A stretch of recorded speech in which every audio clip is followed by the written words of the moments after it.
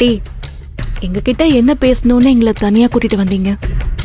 இந்த விஷயத்த பேச எனக்கும் சங்கடமா தான் இருக்கு. அதுக்காக நானே இதை பேசலன்னா வீட்டில் வேற யார் பேசுவாங்கன்னு தோணுச்சு. அதான் மனசை போட்டு குழப்பிக்காம உன் முன்னாடி வந்து நின்னுட்டேம்மா. பாட்டி, மனசை போட்டு குழப்பிக்கிற அளவுக்கு அப்படி என்ன விஷயம்? வேற ஒண்ணும் இல்லை புனிதா. அமுதாவுக்கு நம்ம வீட்டில் வச்சு வரன்னு பேசிட்டு போனாங்கல்ல, அதுல இருந்து மணிமேகலை யாழினியை நினைச்சு ரொம்ப வருத்தமா இருக்கா. அமுதாவுக்கு மாப்பிள்ளை வீட்டுக்காரங்க வந்து பார்த்துட்டு போனதுக்கு யாழினியோட அம்மா இதுக்கு வருத்தப்படணும்? பொம்பளை புள்ளைய பெத்தவளுக்கு தான் பெத்த பொண்ணை சரியான ஒரு இடத்துல கட்டி கொடுக்கிற வரைக்கும் வருத்தமும் பயமும் இருக்கதானப்பா செய்யும்.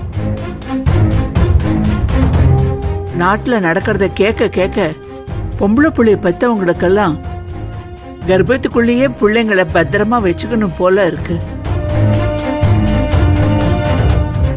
இருக்கப்பட்டவனும் கஷ்டப்படுறான், இல்லாதவங்களும் கஷ்டப்படுறாங்க.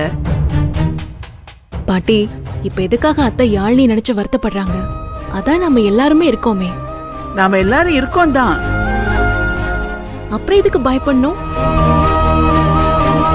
பாட்டி, அம்மா கிட்ட சொல்லி யாழினிக்கு ஒரு நல்ல வரனா பார்க்க சொல்லிடலாம். அங்கதாமா பிரச்சனையே. உங்க அம்மா யாழினிக்கு செய்ய வேண்டியதை செஞ்சிருவா, அதுல எந்த குறையும் இருக்காது.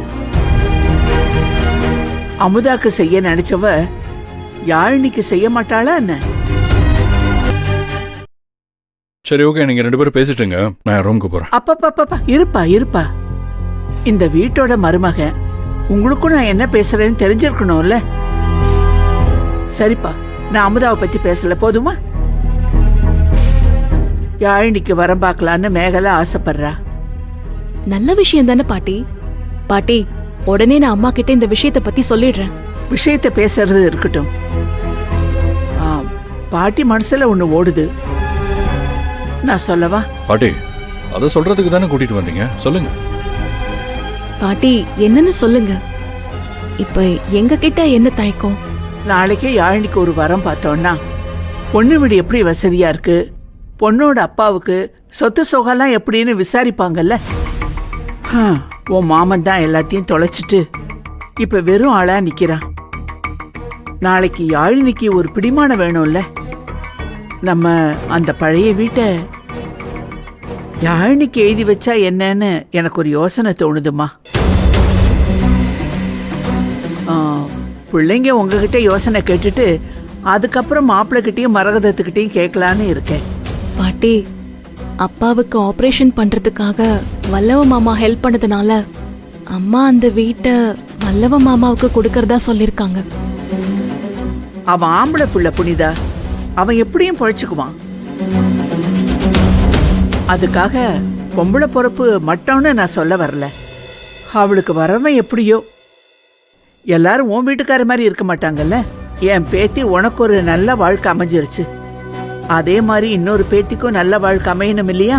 என் காலத்துக்கு பின்னாடியும் அவ நல்லா இருப்பான்னு சொல்லி எனக்கு ஒரு நம்பிக்கை வந்துட்டா போதும். என் காலம் எப்படி போனாலும் சரி. பாட்டி, இது உங்க குடும்ப விஷயம், இதுல இப்ப நான் எதுக்கு பாட்டி? புனிதாக்கு தான் எல்லாமே தெரியுமே, அவங்களே இதை டீல் பண்ணிப்பாங்க. அதோட அவங்க என்ன முடிவெடுத்தாலும் எனக்கும் சம்மதம் தான் பாட்டி. இது அவங்க வீடு, அவங்க குடும்பம், அவங்க சொத்து, அவங்களே பார்த்துக்கிட்டோம். என்னப்பா அது பட்டும் படாமையும் பேசினா எப்படிப்பா? 4 எழுத்து உங்களை படிக்க வைக்கிறது எதுக்காகன்னா எங்களுக்கு புரியாததை நீங்க சொல்லுவீங்க தானே. புனிதா, நீங்க என்ன சொல்றீங்க? பாட்டி சொல்ற விஷயம் நீங்க உங்க அப்பா அம்மா கிட்ட பேச வேண்டியது, நீங்களே இதை பார்த்துக்கோங்க. பாட்டி, எங்களுக்கு இதுல எந்த பிரச்சனையும் இல்ல. வல்லவ மாமா கிட்டயும் நாம ஒரு வார்த்தை கேட்டுக்கணும். நான் அம்மா கிட்ட நீங்க சொன்ன விஷயத்த சொல்றேன். நீ மரகதத்துக்கிட்டையும் மாப்பிள்ளை கிட்டையும் பேசு, வல்லவங்கிட்ட நான் பேசிக்கிறேன் புனிதா.